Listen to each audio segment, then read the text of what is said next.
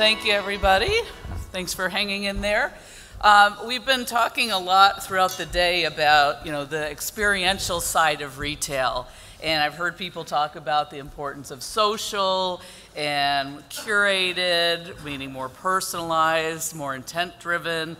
The frictionless, I think, goes without saying. How do we get the clunkiness out of shopping? And we're going to talk a little bit about the part of retail that I'll call, a little bit more browsing and inspirational. It's really hard to browse when you're online. I don't care, what website you're on, and we won't, name the big ones, but, you so quickly go down this funny foxhole, call it the funnel, and now you get these recommendations or some things that just even have nothing to do with your search. You forget what it was you were searching in the first part.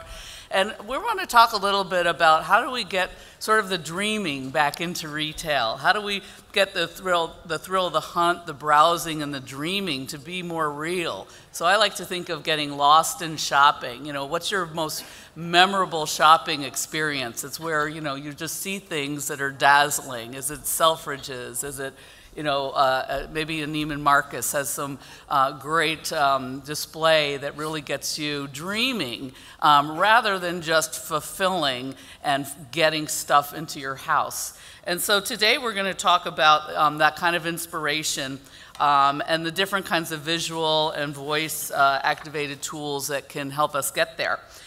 So I'd like to introduce our amazing panel here. And then next to me is Dean DeBass. Do I say your name right? Close enough. Okay.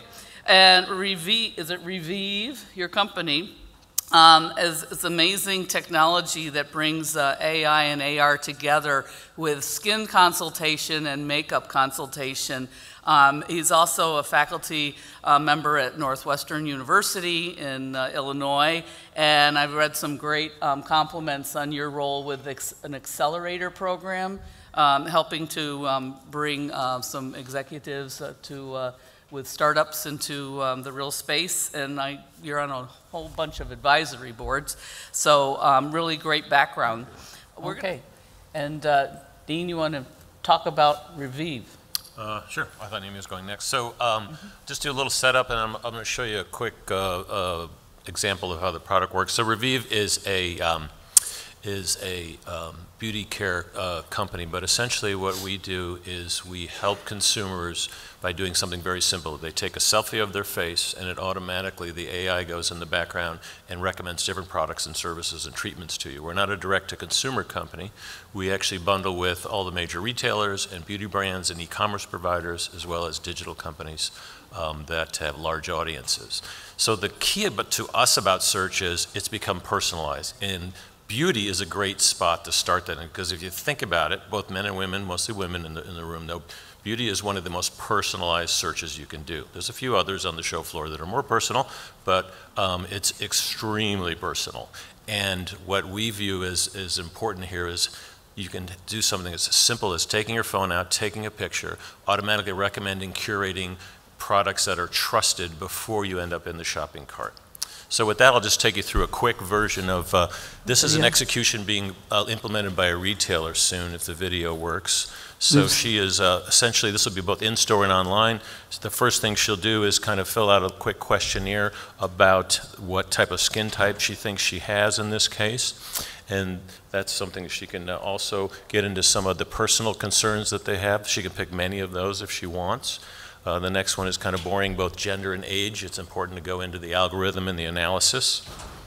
And then it gets down to, let's take a selfie. So a couple recommendations about how to do it. Snap a shot, and she's ready to go. So automatically now in the background, there's thousands of permutations going around, but they're going to come back with about 80 different elements analyzed, and then she, in this particular UI version, there's many of them, she can scan through each one of the concerns that come up, and it tells her what's going on. She can drill down and get more information on it.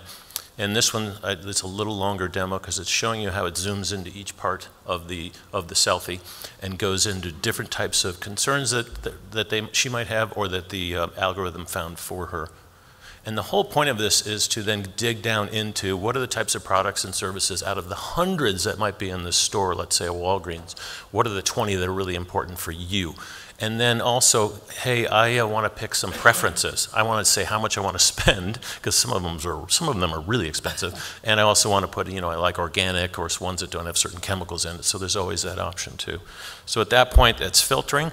And then the last thing that's going to happen in this demo is it's going to get into the shopping cart. So it is designed to get into funnel metrics if that is what the retailer wants or the online version wants. It's important to point out here that you don't have to answer any of these questions. In certain retailers, in certain countries, since we're global, they'll go in, you'll take a picture in store, the beauty technician will just use your phone, take a picture, and then without an app, it'll automatically give all that data and information. So that is one thing that we've realized in terms of friction and frictionless, as she mentioned. We want to make it as simple, as easy as possible, but other certain brands, they want a lot of data, so we allow them to grasp that as well. So that's a quick overview. It's pretty brutally honest sometimes. Yep. I mean, I did it yesterday, and I was like, oh my God. It's fun when we take our glasses off. The whole world changes. I know.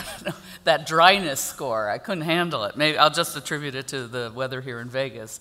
Amy, do you want? So Dean, I was going to ask you about the connection of the technology. You're taking a selfie essentially, yep. And you got the AI that's going to connect all these different sort of skin types and products that are recommended for that individual. Do you have to have? Is there something magic about having a physical mirror in the store display or in the store that is a framed piece? So it's like I've arrived at this technology. You mentioned that you could also do it from your phone, or the sales assistant could take the picture of the customer. Right. So have you explored the physicality of this in the store and maybe it makes it a sense of place versus having it be completely portable? We have. At Revive, we've done a lot of research on this, about 4 years worth, and the last company I was chairman of was a ethnography user experience design company. We sold to Salesforce. So I come from the school that says every consumer is differently. Some of you don't want voice. Some of you don't want to type forever. It's all situational. So now that's a consumer view.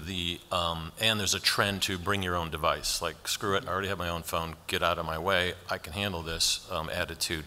But now you look at the retailers, and they are experiencing a hardware hangover. They've spent billions of dollars on all types of hardware solutions in store over the last decade, actually longer, but smart devices. And a lot of them are ripping those out, whether it's a smart mirror technology in the beauty department or some kind of a kiosk that just always has a service tech taking care of it. So that's why we went with selfie, because the trends were there, the camera technology was there, the AI came into place. We also have a big AR module, which I didn't show you, which women love, which is how you try on makeup, try all different types of products before you buy, kind of like the car one you saw earlier, your car in the driveway. It's like makeup on how it changes your face, and even men are using that, which is interesting. So the punchline for me is, it's like when you're in store, we still power the devices, whether it's a mirror or whether it's the selfie phone. Most of the American retailers have realized we're going with the consumer phone because every one of them is bringing one into the store.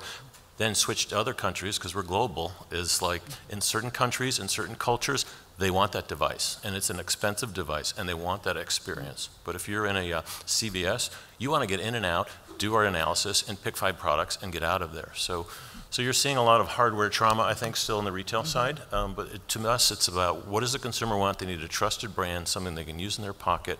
And the last thing I'll say is they feel a little bit better taking a picture on their phone, because they know where it is, versus a device that is like roaming around a store. I mean, you guys have all been photographed by hundreds of devices in CES. You just don't know about it. And if you knew about it, you might be a little more uncomfortable. You almost need like one of those screen blockers for your laptop. You need it on your face when you walk around here. Sorry. We have a few minutes left. I'd just love to give each of you a chance to make one final comment. Mine would be, since we're on retail, is we are all enamored with technology. So let's just take 2 that we've surfaced here today: AI, AR, maybe video. It's like, as you create stuff for consumers, and retailers are learning this, it's not about the technology. The best technology is invisible. It's just working to make our lives easier. Right now, we are all still slaves to these devices. There's no reason to have 50 apps on this stupid phone right now.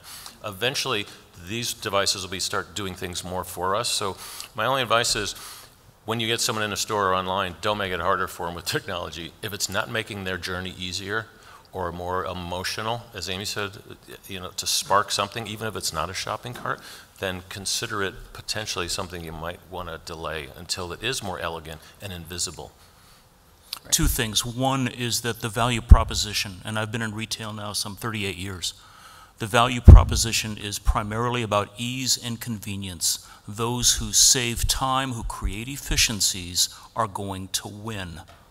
Voice plays a role in that. Second, at the core of personalization, at the core of a relationship between a brand and a shopper, is trust. Trust that data will be used properly. Trust that data will be protected. Trust that you won't be creepy. And so the issue of trust within the relationship of brand and shopper, critical, and something I think the industry needs to improve upon. Thank you. Amy? I like the convenience or the ease in helping the consumer, and I think once you perfect that and you have optimized and continued to refine so it's frictionless, don't forget about the magic of discovery and making sure your service or your product gets in front of someone before they've made their mind up, and give them a reason to consider your brand. And visual is a really nice way to do that, and so finding ways to get, whether it's your products in a lay-down shot or more inspirational lifestyle images or both, getting them out there in front of people who haven't yet made a decision. Great, thank you. So let's keep shopping fun. Thank you very much. Thank you.